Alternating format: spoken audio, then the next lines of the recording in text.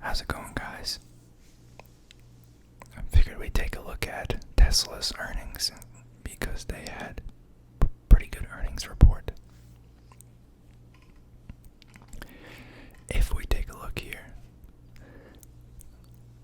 we see 1.1 billion in net income for this quarter, which is crazy. That's like tenfold what it was a year ago.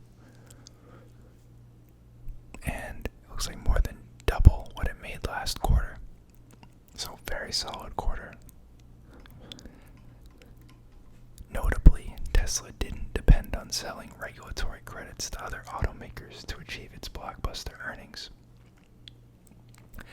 Those credits were responsible for just $354 million in revenue in the quarter. In previous quarters, even when Tesla reported positive adjusted earnings, its net income depended on selling credits to rivals that needed to buy them to meet tougher environmental standards. Critics have long attacked Tesla for that, saying that the company wasn't making money actually selling cars. Well, they sure showed them. The company's adjusted income, which is the measure more closely watched by investors, jumped to $1.6 billion, far better than the $1.1 billion forecast by analysts. It was also up from its previous record earnings on that basis of $1.1 billion in the first quarter. Revenue of $12 billion also easily topped forecasts of $11.3 billion. So very solid results here.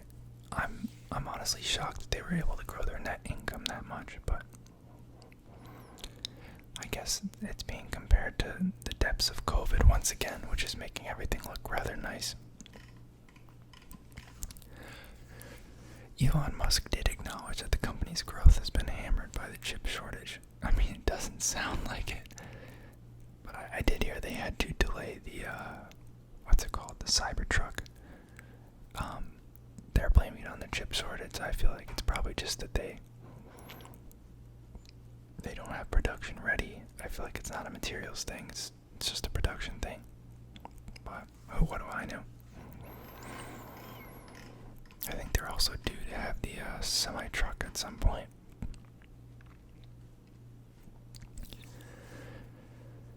Tesla disclosed it used some of its cash on hand to purchase $1.5 billion in Bitcoin. That was back in February. In April, it disclosed that it had sold some of these holdings and booked a net income of $101 million.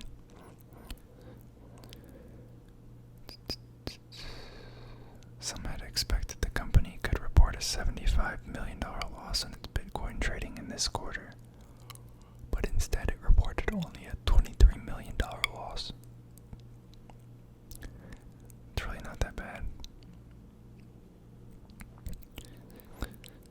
I did hear, they have a comment on it right here. I was about to say, I did hear him say that he doesn't really want to spend time on these calls anymore.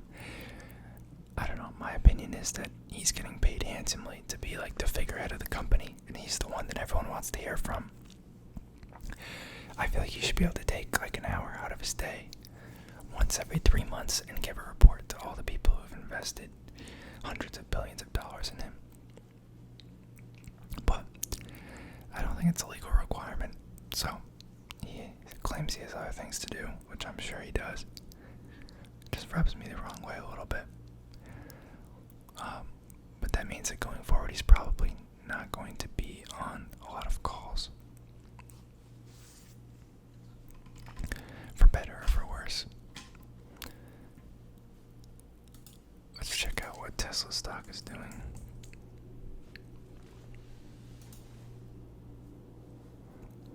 Pretty flat today. I hate that Yahoo doesn't update with the percentages when you change the time frame.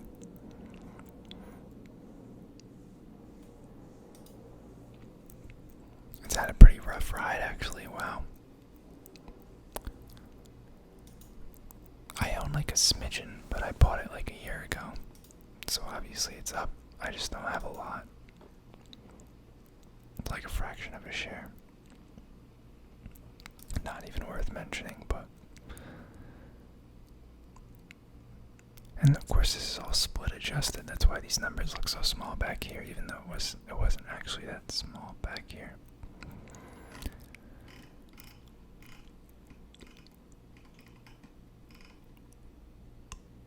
Oh well, Ford beat earnings as well. Everyone's beating, but no one's stock is really doing that well, which is probably a good indication of how the market is doing. Pfizer also had pretty blow-away earnings, I think. They've delivered over 1 billion doses of its COVID vaccine. Pfizer business, excluding the COVID-19 vaccine, has achieved 10% year-over-year operational revenue growth.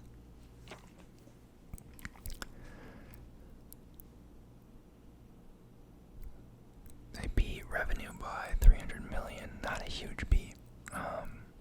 And EPS by 10 cents. You know, these aren't huge.